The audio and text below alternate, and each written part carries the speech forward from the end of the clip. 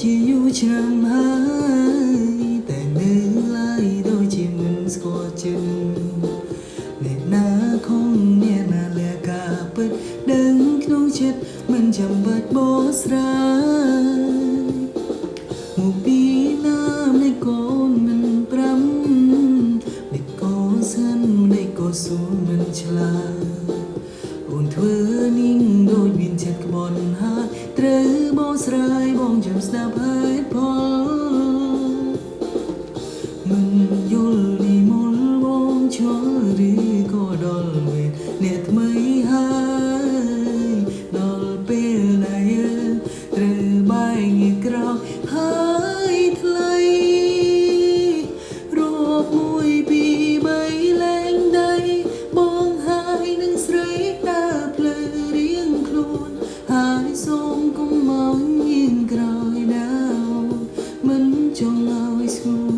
ឃើញទឹកភ្នែករបងបងមិនមែនជារឿងដែលផ្លាយបើបងមិនយំទៅវាចំឡើយនោះធ្លាប់ស្រឡាញ់គ្នាខ្លាំងស្ទើរលេបមួយពព្រេចភ្នែកឲ្យហាយបេះដូងចាញ់អ្នកផ្សេងអ្នកណាអាចទ្រាំបាន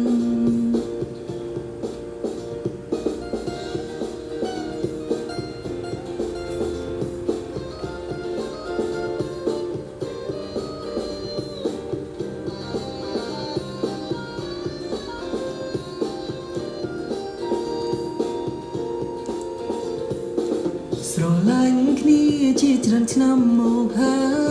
យតែនៅក្រោយនេះតែត្រូវបែកគ្នាទោះបីចិនប្រឹងស្រឡាញ់ប៉ុណ្ណាដល់វេលាវាក៏ត្រូវបាត់បង់ពីបាទ្រាំតែក៏ត្រូវតែទ្រាំមិនចង់យំតែក៏ទុំមិនជួចិត្តចង់ហាមតែក៏មិនហ៊ានខួតស៊ូខំមួនសុំក៏ចិត្តខ្លួនឯងមិនយល់និមលបងឈល់ឬក៏ដល់វេនអ្នកថ្មីហើយដល់ពេលដែលយើងត្រូវបែកងាយក្រោយហើយថ្លៃរាប់មួយពីរបីលែងដៃ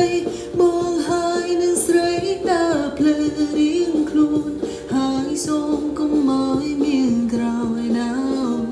មិនចង់ឲ្យស្ងួនឃើញទឹកភ្នែករបងបង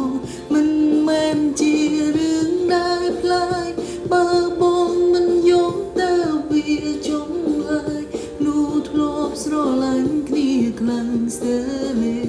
មួយពព្រេចភ្នែកឲ្យហាយបេះដូងចែកអ្នកផ្សេងអ្នកណាអាចទ្រាំបាន